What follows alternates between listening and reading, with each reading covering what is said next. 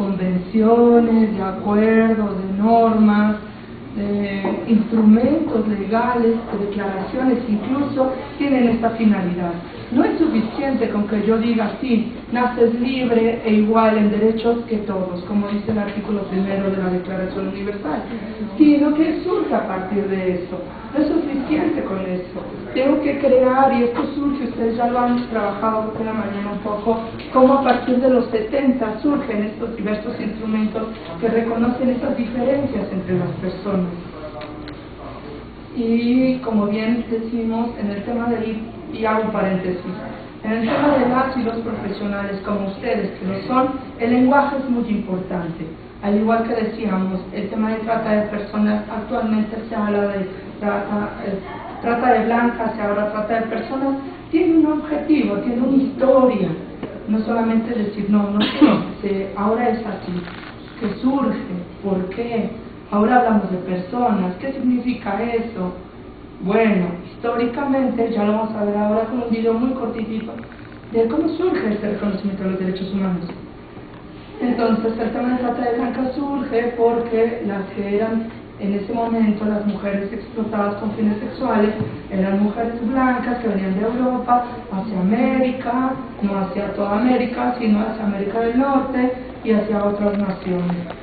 Pero este fenómeno, que por desgracia, no he cerrado el paréntesis, que por desgracia México tiene 3 características y lo coloca en los primeros 3 lugares de este fenómeno de trata de personas, donde el tema de tránsito, es decir, personas en esta situación de trata de personas transitan por nuestro país, de destino, que quiere decir que los extranjeros vienen a consumir como un producto a niños, niñas, mujeres, hombres, no, en este país, y la otra expresión de origen, es decir, que salen de este país para irse a otras partes. Ahí surge ese término. Otro concepto que me gustaría que identifiquen desde ahora, y espero que más adelante para ustedes les sirva, es el tema de incorporar personas. Pasamos de ser esclavos a ser súbditos, y después esta construcción del Estado neoliberal, de los estados, de la conformación, de la democracia, pasamos a ser ciudadanos. Nosotras no, los hombres. Nosotras fuimos ciudadanas hasta qué momento tuvimos oportunidad de votar. No nos tocó, nacimos tarde, lo sé, pero lo tenemos que conocer. Hasta el 53, entonces somos ciudadanas, ¿sí?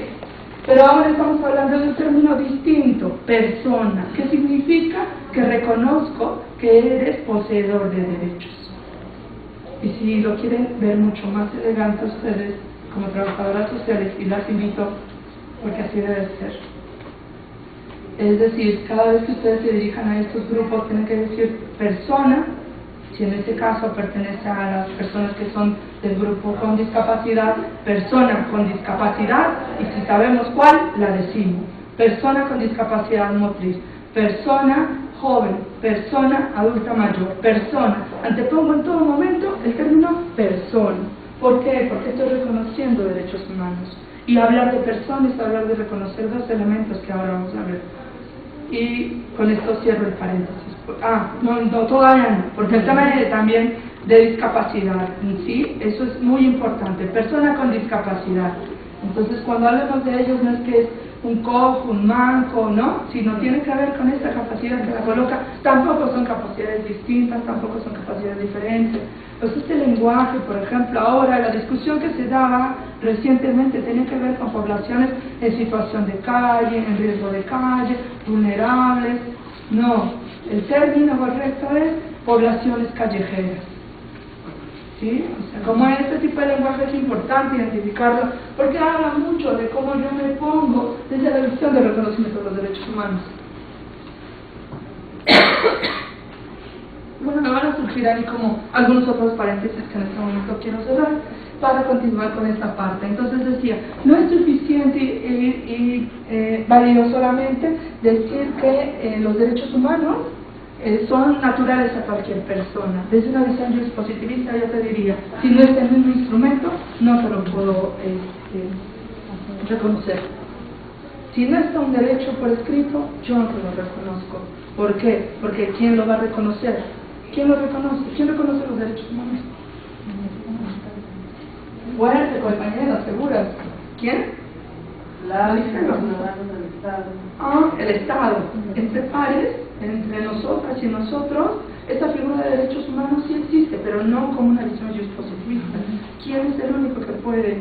Y es el que cumple, el que garantiza, el que promueve, vigila estos derechos humanos, el Estado. Sí, esto es sumamente importante. Entonces, ¿qué protegen los derechos humanos? En vista de que tenemos como una nociones básicas, me voy a permitir rápidamente identificar cuáles son los elementos fundamentales de los derechos humanos. Son muchos otros más, pero aquí solamente voy a trabajar dos y me voy a ya ir dirigiendo al tema de igualdad que ustedes trabajaron. ¿Qué protegen los derechos humanos? Y bueno, identificamos ahí varias imágenes. Tenemos un grupo de niños, podríamos identificar de dónde son por los rasgos asiáticos, pero ¿y si nos vamos por allá de Oaxaca, Guerrero? ¿Te parecen también, verdad? Pero ¿cómo los ven? ¿Desnutridos? ¿Maltratados? ¿Cómo estarán? Dice que la simple fotografía parece... No son de recursos altos, sin embargo, sus cachetes dicen que tampoco están en un nivel de desnutrición, pero que también están sonriendo, ¿no? Dice, ¿qué protegen los derechos humanos? Del otro lado tengo un grupo de mujeres que ¿cómo se les ve? Explotadas, como estos proyectos sociales que se realizan, ¿no? En nuestra Ciudad de México, ahora así llamada, las comunidades, por ejemplo, Milpalta, Xochimilco, Magdalena Contreras, Llobregat de Coajimalpa, todos estos usos y costumbres tienen mucho que ver con la práctica de la comunidad, del tequio, ¿no? De tareas de comunidad, ¿no? Tiene mucho que ver y eso es importante identificar porque los derechos humanos no solamente se construyen en lo individual, sino también en lo colectivo, ¿sí? Y bueno, abajo vemos una pareja, un par de amigos, hermanos, no sé, pero se ve que ejercen sus derechos, están libres, se ven ahí como castigados, está el extremo derecho inferior, ¿no? En medio, ¿qué encontramos? ¿Qué ven ustedes? Una familia. Una familia, ¿qué más ven? En otros supuestos. Un nivel económico más alto. Ok, La de los niños, la de las señoras de la parte superior. Como más citadino, ¿no? Más occidental, ¿no? Veíamos las fotos de la anterior exposición en donde el occidental, bueno, es una contradicción, ¿no? Una polaridad entre ser occidental, es decir, traer un bikini libremente o traer una burka, ¿no? Entre el oriental, el occidental, estas visiones que se ponen en polos opuestos, ¿no? Pero bueno, vemos que tienen acceso, tienen recursos, pero si yo les plantearía que es un asunto de una boda colectiva, una boda entre dos mujeres, un hombre y una mujer, ¿podría ser? Sí. Ok, entonces vemos esas diferencias. Es decir, no empiezo a identificar estas categorías, no empiezo a darle un valor distinto a las personas, independientemente de la situación. Y la otra, bueno, la conocemos un poco, salió en los medios de comunicación, tiene que ver con una historia de un país que ahora está viviendo. ¿Quién? ¿Qué sucede con Siria? Hay una verdad. Ajá, ¿la verdad? ¿Cuál es la verdad? No pueden salir. No hay condiciones para que la población salga, es una guerra civil. El tema de refugiados, por ejemplo, México también en 2011 reforma la propia Constitución y da esta figura y acoge esta figura de refugiados. Y yo les preguntaría, con el documental de la bestia, ¿México cumple con eso? No. Hay un supuesto distinto. Vamos identificando entonces que los derechos humanos son una cosa distinta a la realidad que viven ciertas poblaciones, ¿sí? El caso de Siria, bueno, me gustaría regresar a la imagen. ¿Cómo se ve el rostro de la persona? Desesperado, preocupado, y la de los niños seguramente tenía el mismo sentido, ¿no? Pero yo les diría, los derechos humanos son universales. ¿Está él entonces viviendo sus derechos humanos? No. El tema y el meollo que ustedes identificaron hace rato con eso es cómo hacer que una mujer viva, reconozca y se asuma como poseedora de derechos. Pues muy sencillo, compañeros, identificándose ustedes como sujetos de derechos. Si ustedes no logran esta transformación, el trabajo que realicen solamente están simulando ese empoderamiento hacia las mujeres. Y no es solamente hacia las mujeres, también me dijo la última de mujeres, pero ¿qué pasa también con los hombres? Con estas nuevas formas de masculinidad, donde yo identifico ahora que soy quien genera, pero eso no es de gratis. Y yo les diría, no se latiguen tan temprano, es muy temprano, estamos a mes y mediodía. Entonces no lleguen a ese momento, porque entonces vamos a quedarnos como nuestra Cristina Pacheco, que me tocó vivir, ni modo. Pues no es así, hay opciones. ¿Que es complejo? Sí. ¿Que requiere esfuerzo? Sí. ¿Necesito capacitar? Sí. Identifico, por ejemplo, y no es un afán, esto que estoy haciendo, que yo les decía más dialógico, tiene que ver con qué cuento, cómo yo les aporto a identificar nuevos elementos, ¿sí? Creo que ustedes en el trabajo que hicieron incorporan la parte de sensibilizar. Híjole, la sensibilización me parece que es la parte más compleja de la educación, porque sensibilizar significa transformar al otro y que el aprendizaje que se le sea significativo. Y cuando algo se nos hace significativo, por lo regular, es cuando nos afecta o nos daña y sabemos que eso no fue lo adecuado. Pero cuando lo hacemos significativo es que le vemos el interés, la importancia, el cambio, la modificación en uno mismo. No podemos hablar de los colectivos porque cada uno aprendemos de una forma distinta, ¿sí? Entonces, escuché un comentario que decía esta visión del 10 de mayo. Bueno, el 8 de marzo también tiene que ver con luchas sociales en derechos laborales que se realizaron, de las luchas donde mujeres fueron quemadas en fábricas, por el reconocimiento de sus derechos, pero los celebramos. La campaña naranja se instala, puedo tener aquí mi moño naranja, qué chévere, bonito. ¿Qué significa eso? Estoy en contra de la violencia de las mujeres. Muchos servidores públicos ni siquiera saben por qué. No le doy sentido. Y violencia pienso que es no maltrato. Tiene otros fondos. Entonces, ¿qué son los derechos humanos? Dice acá, el ser humano es en general un ser vivo, un organismo complejo, con una mentalidad muy compleja, basada en diversos aspectos. Es decir, cuando hablamos de los derechos humanos e identificamos esta parte de la persona, es que vamos a identificar estos valores, conciencia, ética, motivación, deseos, personalidades, etcétera, por lo cual estamos conformados. Y dice entonces que los derechos humanos van a reconocer, ¿y cuál es el fin de los derechos humanos? Son al menos hoy vamos a trabajar 3 principios, 2 aquí y uno que ustedes han estado desarrollando. Uno que tiene que ver con la integralidad. Hablar de derechos humanos es hablar de la integralidad. ¿De quién? De la persona. Es decir, no te veo como ser aislado. Ustedes lo ven en trabajo social, esta parte biopsicosocial. Algunos autores, algunas teorías desagregan la parte espiritual, algunos otros salud la integran en la parte de la psique, ¿no? De esta creencia en algo, en la energía, en la fuerza, en un Dios, en el Corán, en Jehová. Tiene que ver con esa valoración. Entonces los derechos humanos parten de eso, de reconocer en cada una de las personas la integralidad. Es decir, cuando se ve afectado un derecho en la persona, se va a ver afectada su integralidad, no solamente ese derecho. Si yo les digo, tienen derecho a la educación, pero en el examen de selección solamente un cierto grupo va a ingresar, ¿estaría o no afectando como Estado el derecho a la educación de los jóvenes? Claro, por eso la universidad y el Estado está buscando algunas otras alternativas. Ahí surge el tema de por qué el Estado lo tiene que garantizar, ¿sí? Entonces, pero no lo castigué, no le violenté, no le quité, no le hice, va a decir el Estado. No, pero desde la visión integral, ¿en dónde se fue esa afectación? ¿A qué parte se ve esa afectación cuando el chico es rechazado de la universidad? ¿A su relación psicosocial? ¿De la psique? Es que no puedo, no valgo, no sé, no soy un incapaz, soy un ¿no? Y a la social, ¿cómo me relaciono con el otro a partir de esto? ¿Tendré ese valor que los demás tienen?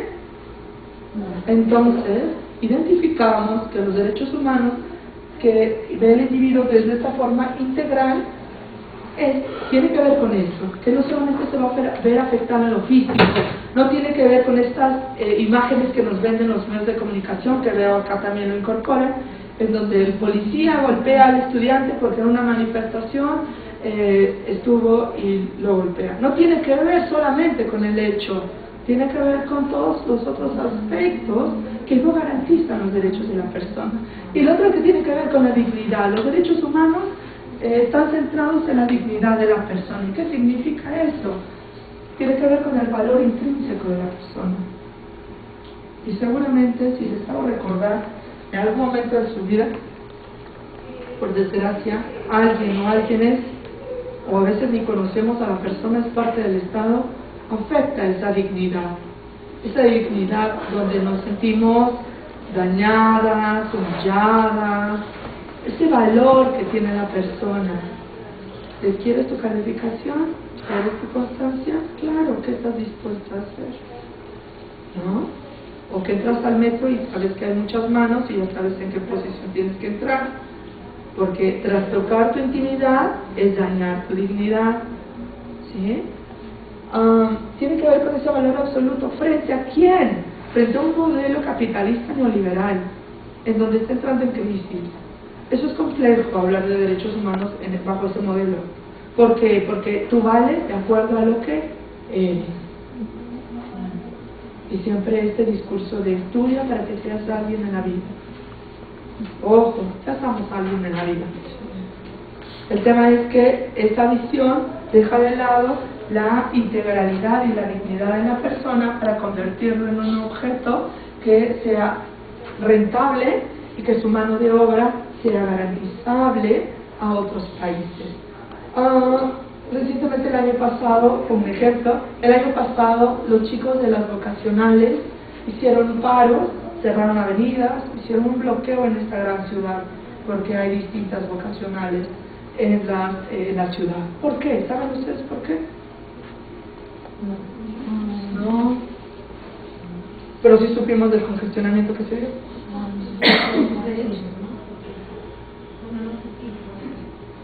Por ahí va. Lo organizaron y demás para hacer valer los derechos que tienen como estudiantes. Tenía que ver también con el nombre, ¿no? De los técnicos, algo que ver con, la verdad no sé, pero con el nombre que les estaban dando que le querían quitar en el paso a la universidad. A la profesión ya, a la ingeniería o a la licenciatura. Ok, pero sí supimos de los medios de comunicación los grandes bloqueos. Jóvenes inconformes bloquean Constituyentes, Vallejo, sí supimos de eso. Bueno, pues lo supimos porque seguramente nos fue a afectar. Y decimos, oye, estos jóvenes, ¿no? Con toda esta serie de prejuicios que teníamos sobre ellos, ¿por qué no los identificamos como personas?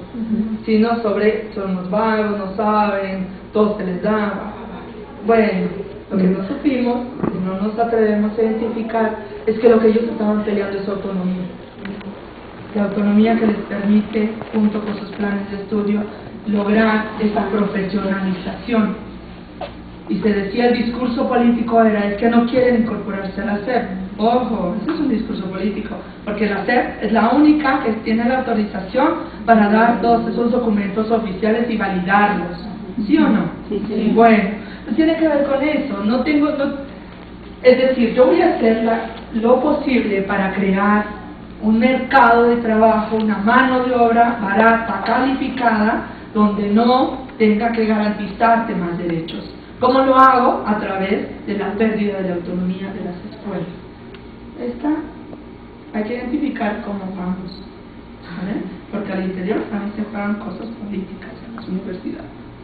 Entonces, estos jóvenes, esa era su manifestación. Quisieron, se apoderaron y exigieron un derecho, por supuesto. Se sentaron a la mesa con la autoridad, más bien la autoridad es la que no quiso sentarse con ellos, porque ya estaba dado. ¿Por qué? Porque respondemos a un tratado de libre comercio, porque respondemos a condiciones a niveles internacionales, globales, en donde lo que se necesita y lo que se requiere son mano de obra para. ¿O no? Sí. Sí. No, les dejo ahí como tarea, después de la licenciatura, ¿qué van a estudiar? Maestría, doctorado, sí, ¿cuál es el campo de trabajo que tienen? Cómo ir identificando estas cosas que me parece los derechos humanos nos buscan, nos abren una posibilidad distinta. Entonces hablar de integralidad y dignidad es el fin último de los derechos humanos. Y el otro que tiene que ver como la igualdad, como un derecho, pero también como una garantía que se tiene. Ustedes hablaban ahí de igualdad y de equidad, y si las acciones de equidad son de igualdad, y de igualdad sustantiva. ¿Qué es eso de la igualdad sustantiva? De repente nos perdemos. Bueno,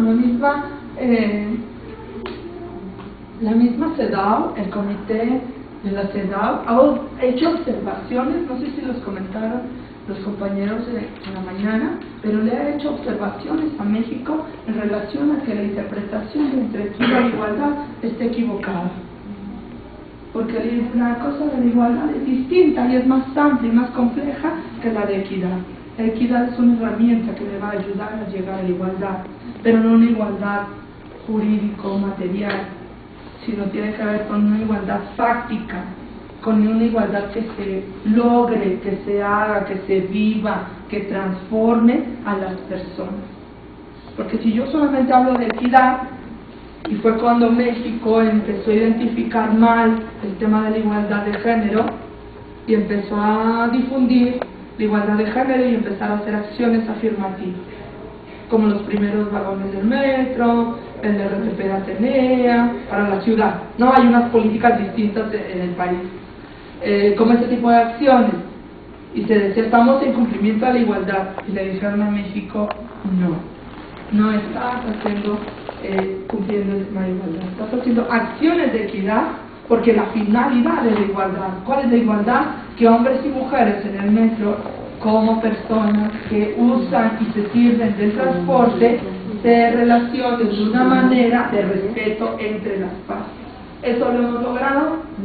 No, ni aún con la separación. Y no es separaciones de mujeres y de hombres, es separación de mujeres, niñas, bebés, personas con discapacidad y mixto, no de hombres. Porque también esa visión empezamos volvemos al tema a dividir a la población. Y más allá de buscar un fin que es evitar los acosos y abusos que se generan hacia las mujeres, no solamente hacia las mujeres, también hacia los hombres, pero más hacia las mujeres, estamos buscando otra segregación. Entonces se pierde el sentido de la acción afirmativa. Todas esas acciones, mujeres, por ejemplo, es una de las tareas, las finalidades que tiene, es llegar a la igualdad, pero ¿cómo? Haciendo estrategias de equidad. Acciones afirmativas, por ejemplo, de becas para madres adolescentes, becas para